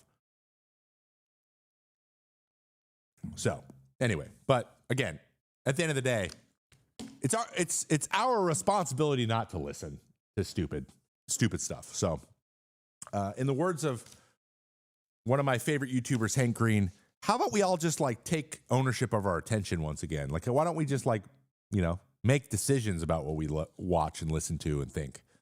I don't know. We don't have to just all day. So. Anyway, that's what the internet said. I just thought Stephen A. would be worth talking about. But he didn't give a shit about baseball, so whatever. All right, I have a new nerd segment for you. You guys ever wonder what the hell is Stuff Plus? My friend and colleague, Sarah recently wrote an article on The Athletic. Go check it out if you have a subscription. If you don't already have a subscription, by the way, The Athletic is one of the better sports subscriptions out there. I'm a big fan of it. I also work for them, so a little bias there. But I love the way that how quickly stuff is put out, and it's got some of the sources that I know personally and that I value personally. Ken Rosenthal, Sarah's Mr. Nerd, my friend on the Rates and Barrels podcast. He wrote an article because he is one of the purveyors of Stuff Plus and is actively working on updating it regularly. Now, what is Stuff Plus? Okay. This article does a great job of explaining it. But in short, basically it's a stat that evaluates pitching by removing game context and focusing on physical traits of the pitch. AKA, when you hear me say things like, in a vacuum, this pitch is good. In a vacuum, removing who's hitting, what the situation of the game is, what stadium you're in, what time of day it is, what time of year it is, all that kind of stuff, how healthy everybody is, remove all that stuff. Is this a good pitch? And then you can then make decisions after that. But you want to establish how good of a pitch is beforehand. And a lot of times it's for development. So people will be like, hey, this guy's Stuff Plus on his slider is really good, but he only throws it 10% of the time. Maybe if we trade for him, then we can tell him to throw it 50% of the time, and then he'll be good again. We're the Tampa Bay Rays. It's that kind of thing. All right? So let me just give you a little example of all of the things that go into this. And one thing you need to know is velocity is the top value. So this is kind of what percentage. It's funny, they made a goofy little chart here, but here's all the things that go into into Stuff Plus, and it's weighted.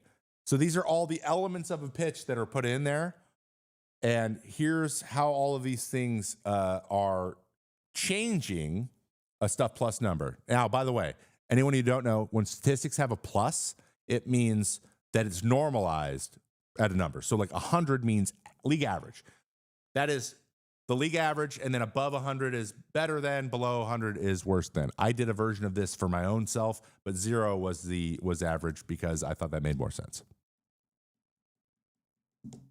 So, all right, here's a bunch of nerd stuff. Put it on. You notice the bottom is extension. The top is velocity. Velocity is very, very important. Here's the biggest stuff, okay? And I wrote you guys a little bit of a synopsis here, and I'll give you a little more of a breakdown. Higher velocity benefits both fastballs and secondary pitches. So because velocity is important for both, it's the highest ranked here. That makes a lot of sense. It also serves as an anchor for creating relative effectiveness to other pitches, meaning the harder you throw, the bigger the differences between your other pitches. So your fastball being really hard and good will also make your other pitches good by how they interact with your fastball. Your fastball is what we call your default pitch. It's the pitch you throw the most people throw most, or it's the pitch you'll throw first and then work off of. Like that still exists. Even if a guy throws 70% breaking balls, they still use their fastball as a default pitch. It needs to work off of it. It's for most pitchers. Some pitchers only throw one pitch. Matt Whistler only throws one pitch, right? But most throw a fastball and then everything else works off of it. And this model seeks to account for that, which I love.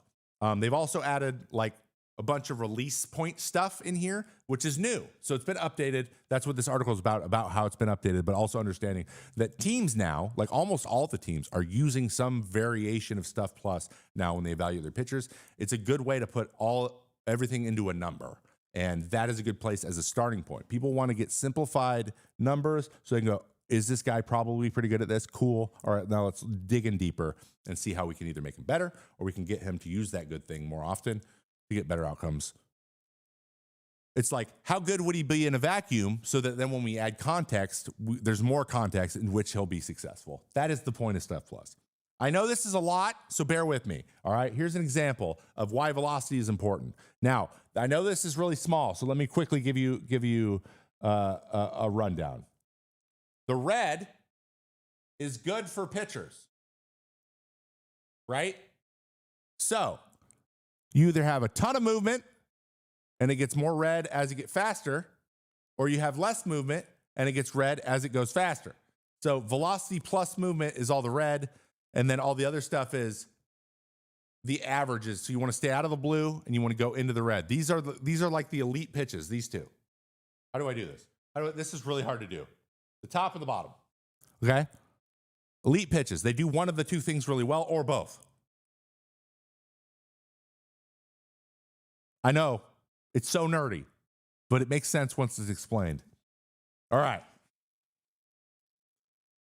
Now, new thing added are spin's important too, but also release point. So release point and spin are important for this model because they're starting to be able to quantify when when releasing point produces a spin that makes a hitter think something's happening when it doesn't actually, when it's not going to happen.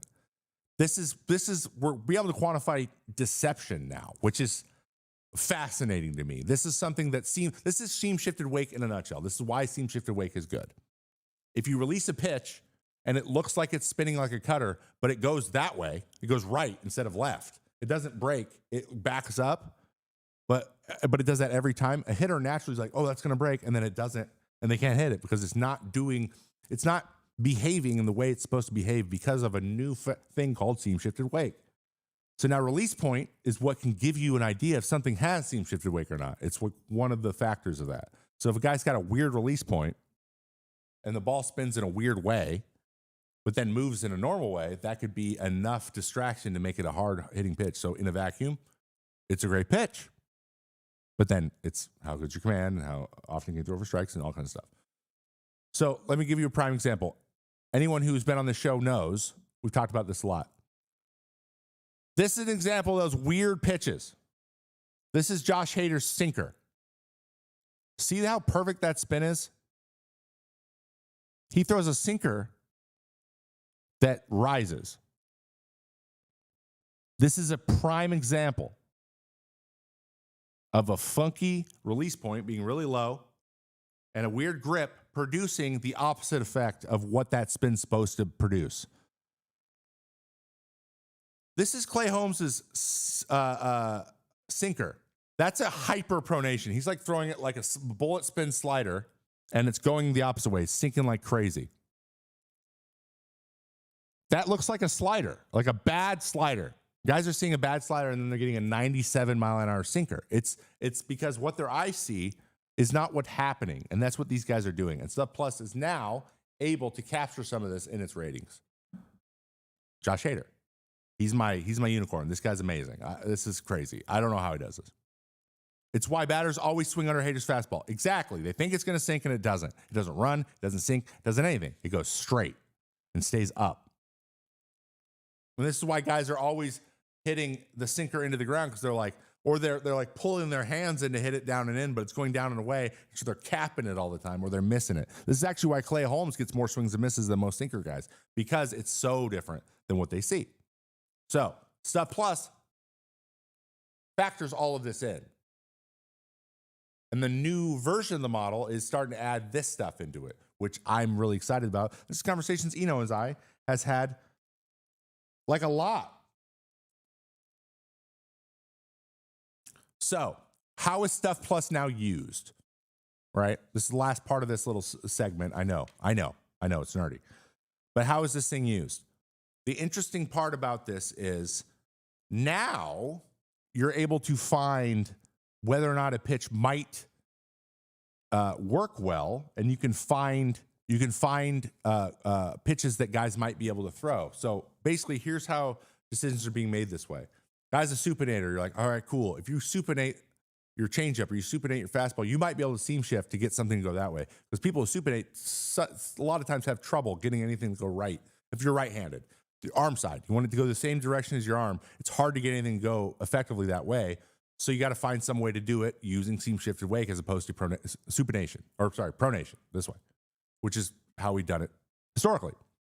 So you can find like these inefficiencies based on your score. And do I need to make an adjustment? The stuff plus in this sucks. So it's not going to react good. It doesn't have that deception. It doesn't have that movement profile. It's basically, it looks a lot like what a hitter's thinking is going to be. So even though I've never thrown it to a hitter, I can feel good about my ability to throw it into a barrel.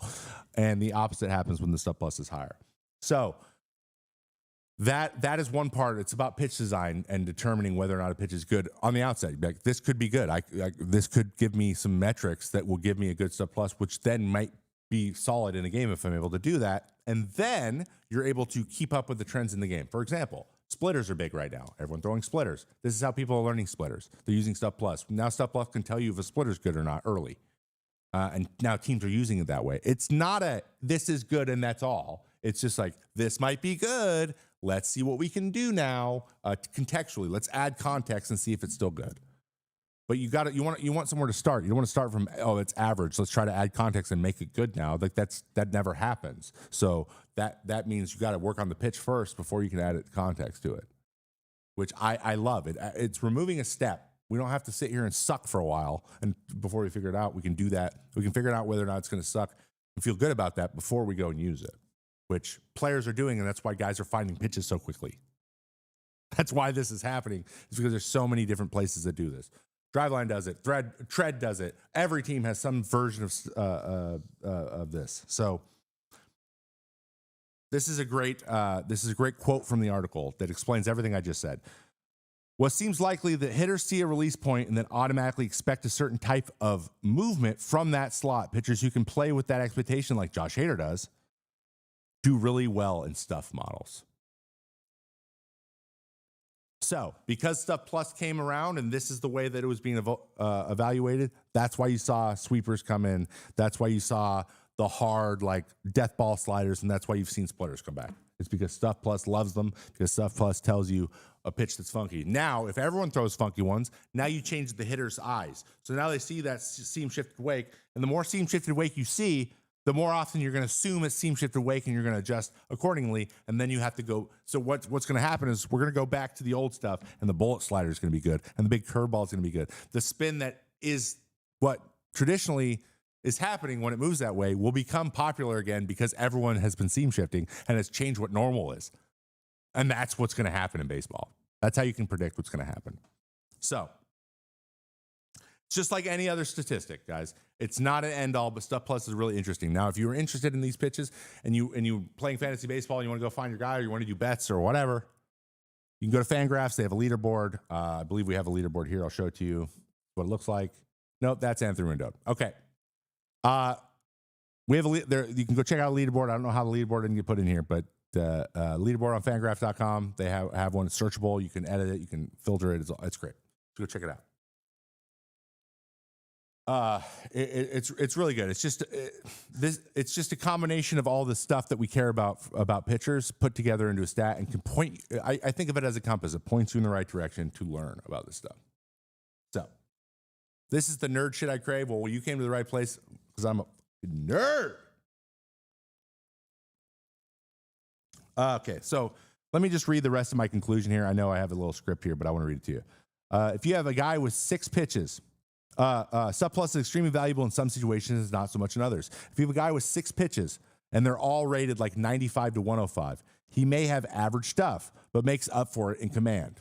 Right? You can have a guy out there that is effective with a bunch of he creates so many different contexts with his pitches that makes up for Stuff Plus, but it's hard to do. Stuff Plus is extremely valuable, though, when looking for a player that may have potentially devastating pitch, like the Rays do constantly, or telling guys they should throw something more, they should throw something less, or they should just get rid of it, right? You throw a pitch, and you're throwing 30% of the time, and it's got a 70 freaking Stuff Plus, and be like, dude, stop throwing that pitch. It sucks ass, and that's why you keep getting hurt on it, and we can tell you definitively why it sucks ass. Yusei Kikuchi goes to the Astros, throws only slider fastball, and is punching 13 a game. That's what happened. The Astros saw something. Your Stuff Plus and these two pitches are better. Do that, please. Thank you.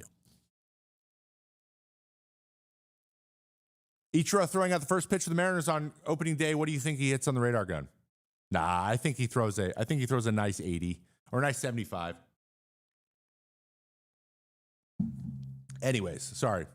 And that's what the F is Stuff Plus. You're welcome. Okay. All righty. Now, coming into the final 15-ish so minutes of the show, guys. It's time for Isn't That Interesting? And also, I want all your questions. So this is where we're going to catch up on all the questions. Guys, hit me with some questions, please. Thank you. Any more questions you have in the chat? Now's the time to do it. Or forever hold your peace. Okay. The real question is, isn't that interesting? Now we have Anthony Rendon back up on the screen. Why do we have Anthony Rendon? Well, I'll tell you right now. Here's some crazy facts that just so happen to involve Anthony Rendon. Crazy fact of the week. Ted Williams played more baseball from 1942 to 1946, including his World War II service time, than Anthony Rendon has played in his Angels contract so far. I repeat, during World War II, where Ted Williams was fighting in World War II, he played more Major League Baseball games than Anthony Rendon has played during his entire contract with the Angels.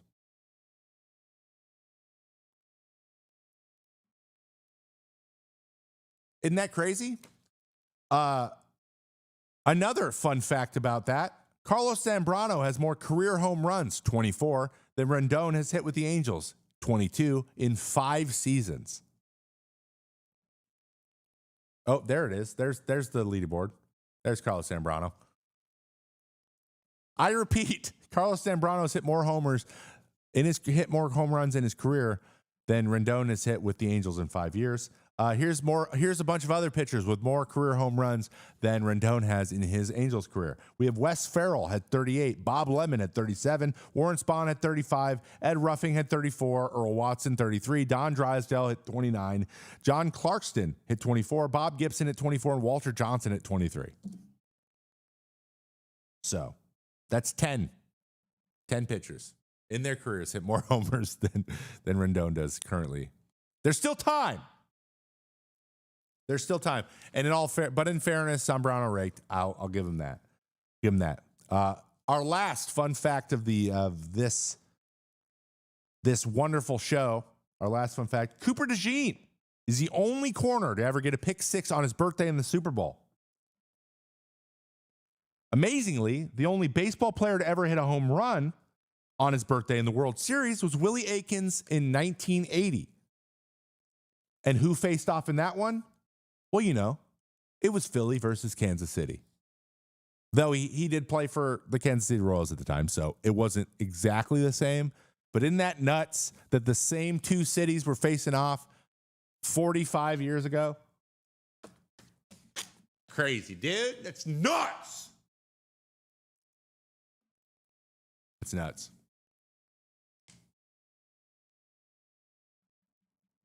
Isn't that nuts? Pretty nuts. All right. Oh, there he is.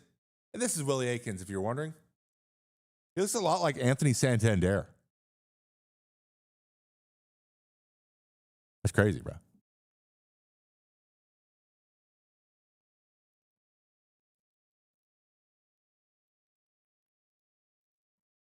All righty. Those are my segments. Let's get into some questions because I want to answer some more questions for you guys. Let's get into the question part of our show. I'm going to push this into small. I've been starring some of them. Keep the questions coming in. Please keep the question coming in.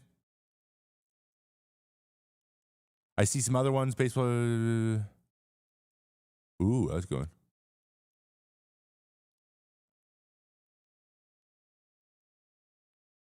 Ooh, that's a good one too. A lot of good ones in here, guys. You're asking great questions. Okay, I'm gonna hit one of these. Ooh, I already started this. What am I doing? Did I just remove it? Oh no, I removed it. Oh God. Hold on, I gotta find it again. My bad. Yeah. There we go. Is baseball overusing technology and getting away from the human element of the game? Every sport is. We talked about this a couple shows ago, a couple weeks ago. The solved game problem. It's about efficiency and about getting advantages, right? When sports are all about getting an advantage, and technology allows you to do that. But I do think there is such thing as too far. For example, robo-umps are too far. The officiating of a game, of a human versus human game, needs to be human. It needs to be fallible. It's important because everything being seen exactly perfect and getting exactly right all of the time is not necessary, in my opinion. Because sports aren't. I know everyone wants it now because they're betting and they need it to go exactly the way they want to go because money's involved. But I don't care. That's not what sports are for. Sports are not here for betting. Sports don't exist so those people can bet on them. That's not why they exist. It isn't. I know it's part of it, but it's not why they exist. Okay, it's just a thing that popped up around them. All right? I don't think that needs to happen. But in terms of getting a player becoming the best version of himself, because you still have to physically go do things, I think take that as far as you want to take it. The problem with baseball is there's an inherent advantage for pitchers. Just inherent. It's harder to hit than pitch. And the balance has gotten a little bit unbalanced. And the agility of which people change is different. So I know what you're saying, and I do think there are examples of that, but I just think that when you say, hey, I have this thing that'll help you get an advantage, that is just helps you see things that you physically can't see and process things that you couldn't process without it. It's called progress. And I don't artificially stunting that for the sake of keeping things the way they are. It's just never something I'm going to be all gung-ho for. It just isn't. What's my favorite sabermetric statistic? Paint. It's called paint. And it's how much you just tickle the edges. Tickle edges of the zone. Even though I was terrible command, I got really into paint at the end. I think it's interesting. Thought it was an interesting phenomenon. All right. What does a pitching coach say to a guy like Max Scherzer? Nothing. Honestly, nothing. Here's what happens. Pitching coach walks up to Max and goes, Max, what do you want to do? Max, what are you thinking? And he lets him lead. And then the pitching coach gives resources as the person wants resources. He figures out how the person wants feedback and gives feedback. That's called being a Hall of Famer. They won't touch you unless you want them to be involved. That's the way it is. That's the way Hef worked with Scherzer, Jeremy Hefner with the Mets. And that's how I think Scherzer wants to be treated. I talked a lot about the working out and stuff. Max Scherzer gets to do whatever the hell he wants. Yes, sometimes you look at what he's doing, you're like, okay, dude, I don't think that's probably the smartest thing to do right now. But you just can't say anything because at the end of the day, it's his career and he has done some things that you weren't there for, and you have to trust him there. It's that simple. It's that simple. Also, what do you actually do on the first day of pitchers catchers? Frickin' pitcher fielding practice and throw bullpens. That's it. It's pitcher fielding practice, throw bullpens, and for the teams that still shag for hitting, there's some hitters there they all come early and they all need to hit, and you have to stand out there and be like, oh yeah, you're great. But you go out, you play catch, You go do some defensive drills. There's like a defensive drill circuit for like an hour. It depends on what organization. Some of them are like an hour and a half long. Some of them are 25 minutes. You throw your bullpens, and then you get out of there. You run, you go work out, and you leave. So the first few days are like syllabus week in college, which is great, but it's only for a couple days. So anyway, live AB starting already or too soon? Probably, maybe, but probably not. Probably not. Is Terry Francona? Hold on. I'm just going to start putting these up. I'm not even going to cue him. Terry Francona, most liked coach by players. I have not heard a one bad word about Tito. I've heard incredible things. His teams win. That's all you really want. What was your favorite mound to pitch off? I've heard the White Sox mound is one of the better ones. I loved pitching in Chicago. One, they had a juice gun for a while, so it always made me feel good. I was always throwing really hard. I had a lot of success there. I struck out a lot of guys there. The acoustics, like the glove always popped really loud. Big fan. Big fan of the White Sox place, though it is a pretty generic backdrop. It's not really beautiful to walk in. It's cool. I mean, it's a big league park, but you're just like, okay, very cement in here. Will Shotaro Morrill stay a two-way player? Anyone who's wondering, he is, I believe he's a 19-year-old kid who signed with the A's. My guess is they keep him a two-way player as long as they can. So they'll see if it works. It's going to be like, it's one of those things. It's just like with pitchers, right? With like Aroldis Chapman. We're going to make him a starter for as long as possible till it's just abundantly clear he can't do it. And then we will pivot. Same thing with this guy. So he will be a two-way until, because the value is crazy high for a two-way player. He will do that until he can't do it. Favorite spring training story. What is my favorite spring training story? I don't know that I would have to think a lot about favorite spring training stories. But one of the best things that's ever happened to me is the time that I hit Francisco Alvarez in the chest because he wasn't watching. He was catching. So Francisco Alvarez was catching he was catching for a PFP, like a field, a team defense. So team defense, like you'll do like cutoffs. And so the pitcher will go out and simulate a throw, or he'll like throw to the catcher, and then a guy will hit a fungo, and then you got to go back up the base. So you know your situations. You're doing situational defense, okay? Pitchers go out there and simulate it. It kind of sucks because you just stand there and wait to go do it once. But I'm out there, and the Mets like to throw the ball home. And so like some guys would be sore, they wouldn't throw, but like you go out and you go, I have a ball, I'm going to throw. And he'd be like, okay. So I went, hey, to Alvarez. This is before he's in the big leagues. And I go up and Buck Showalter's hitting the fungos.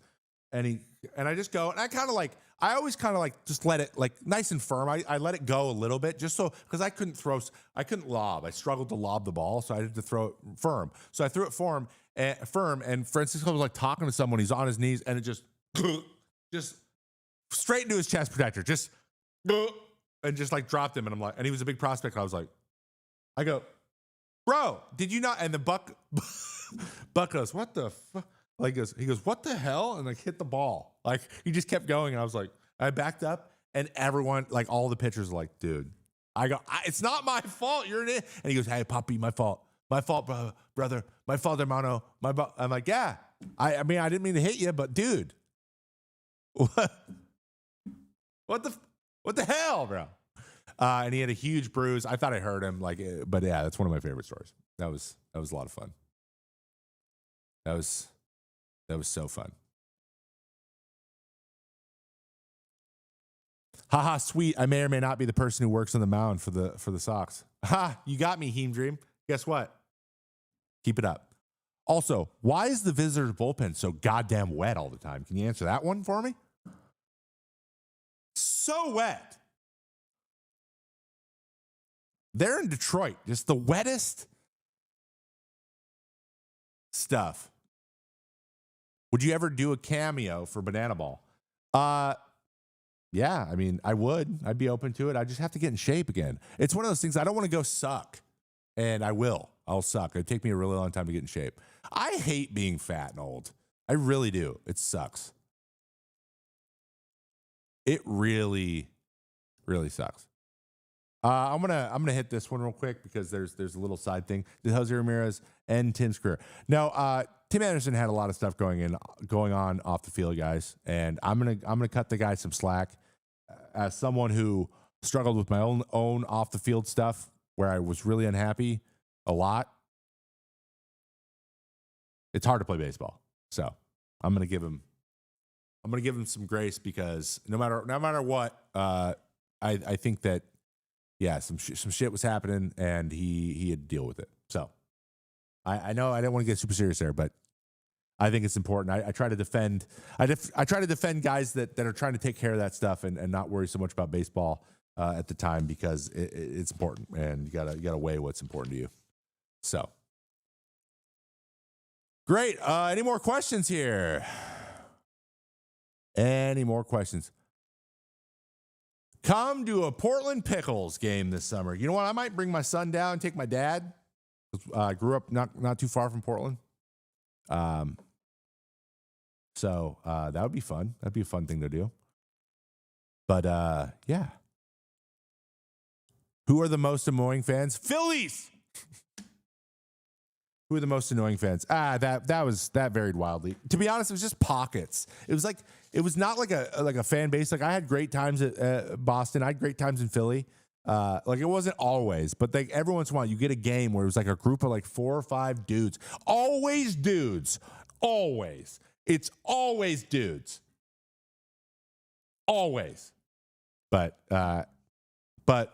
it did happen fairly regular at Philly. And to be honest, the way that bullpen's put together, you're like gorillas at the zoo. It's built that way on purpose, right? So you get lots of Wikipedia pages being read to you, lots of people making fun of you for streaming on Twitch.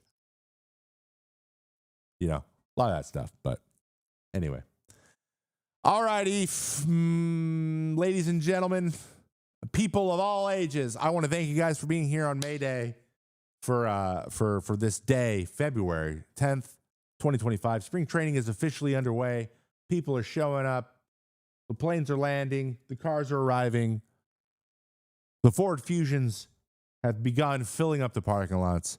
I hope there's a chance that I go down to Arizona for a couple days to do some stuff for spring this year. I hate it. I don't want to usually, but I might do it. I'm working on some stuff for opening day even. But as always, I will be back next week on Monday at the same time, same place. I will see you here. Though I am doing Sunday Night Baseball again this year, so we will talk again about possibly doing some Tuesday shows in the middle of summer. But for the most part, I will be here 1 to 3 Pacific time every single week.